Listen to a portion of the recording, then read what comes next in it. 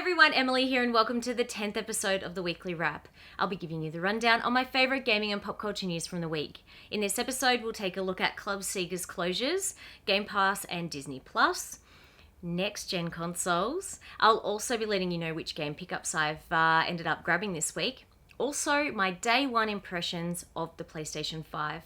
There's also a reboot movie that I thought was worth mentioning. And stay tuned to the end of this video. I'll be sharing some of my stream highlights.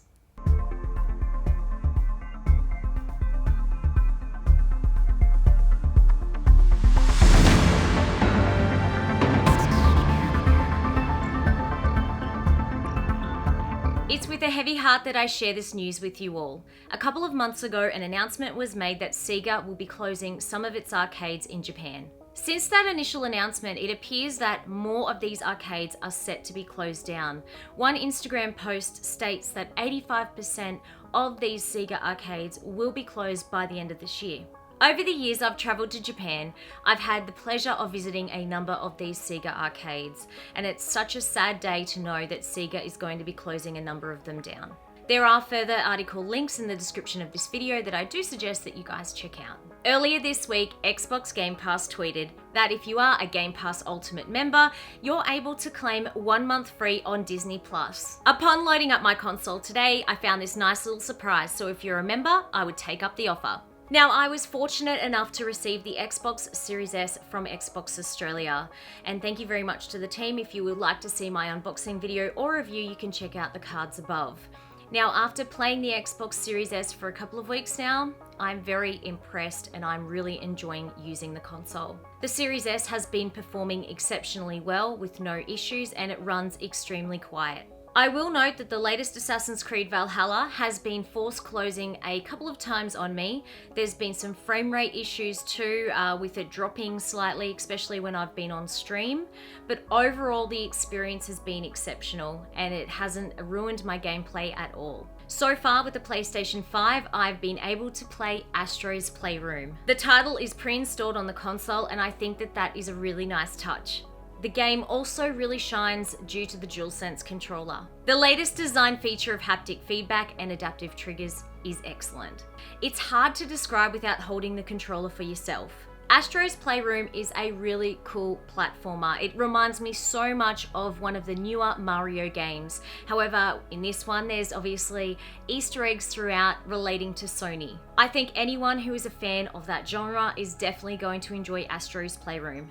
I plan on sharing gameplay footage and streaming bug snacks from the PlayStation 5 later this month. So if there are any questions that you would like covered in a full review, definitely hit the comments section below. This week with the next-gen launches, I did pick up a couple of games. Assassin's Creed Valhalla is a digital version, Spider-Man Miles Morales is a physical version, and Call of Duty A code was provided to us. I've jumped straight into Valhalla and honestly, I'm really enjoying the story thus far. Over the course of around 6 hours, I've probably only started chapter 2, let's say, because it's been so easy to get lost in the beautiful scenery of the game and explore. Definitely, this is one I can recommend and I look forward to finishing it. Launching this week also with the PlayStation 5 is Spider-Man Miles Morales. And in all honesty, I haven't had 1 minute while shooting this video to still pick up the game. But I definitely will make sure that I give you guys a full impressions next week in my weekly wrap. Friday's release date was Call of Duty Cold War. Now, I have been saying this for a while after the beta of this game. Why release another one when Call of Duty Modern Warfare is still doing so well? I did sit through a run through of the campaign and to be honest, it's not as strong as the previous title, Modern Warfare. The multiplayer also seems slower and I'm just not enjoying it as much as I thought I would. I'll definitely keep at it for another day and let you guys know my final thoughts in next week's weekly wrap. So everyone, I've had the PlayStation 5 now for a day or so, and I wanted to share what I think of it. First off, it's a behemoth, which isn't a bad thing. I've opted to place the console in the upright position on the cabinet, and I think it looks rather striking in that spot. Secondly, I love the user experience on the console. It feels clean, polished, and lightning fast. Let's take a look around now.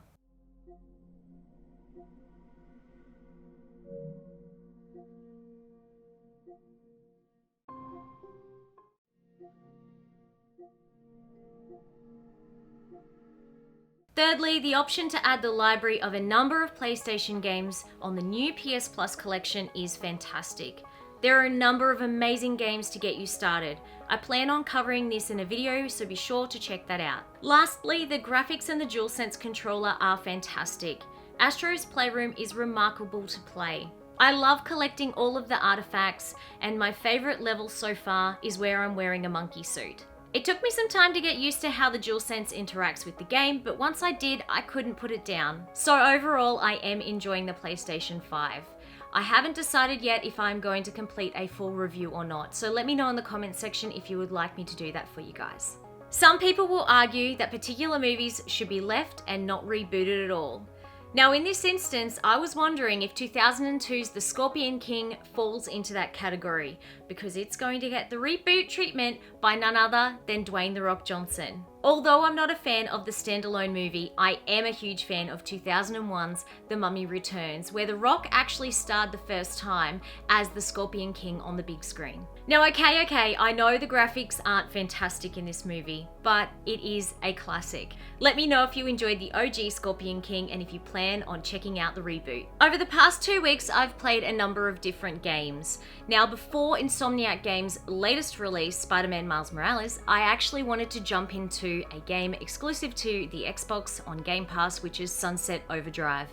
And I have to say everyone, what an absolute cracker of a game. I also played a number of hours of Assassin's Creed Valhalla, which I can highly recommend to everyone. So definitely stay tuned to the end of this video so you can take a look at my stream highlights. Now I'd like to thank you so much for watching this week's weekly wrap. If you are new here, don't forget to hit the subscribe. And until next time, I'll talk to you later. Oh shit, they're gonna kill me. Ah! Ah! Ah! Yeah! Far out, Brussels sprout. Man, they take some damage if they swipe you, hey. Crazy! I gotta work out where they're coming from.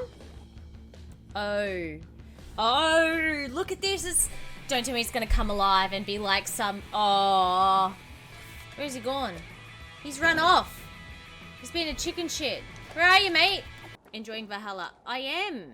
Except I've killed this dude and I'm taking him with me and I don't know. I don't want to leave the horse and I also don't want to leave the warlock's dead body. So I'm trying to work out how I can get around.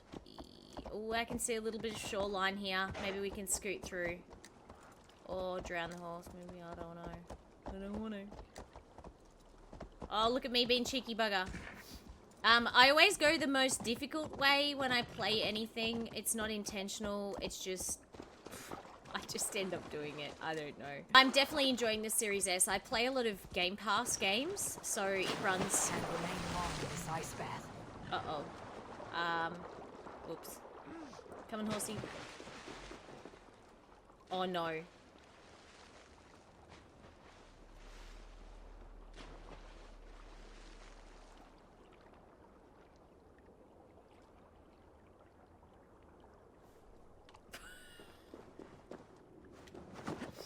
I don't know. I've just killed it. Possibly. Turn to ice if I stay here. Yeah, okay. Don't play like me, children.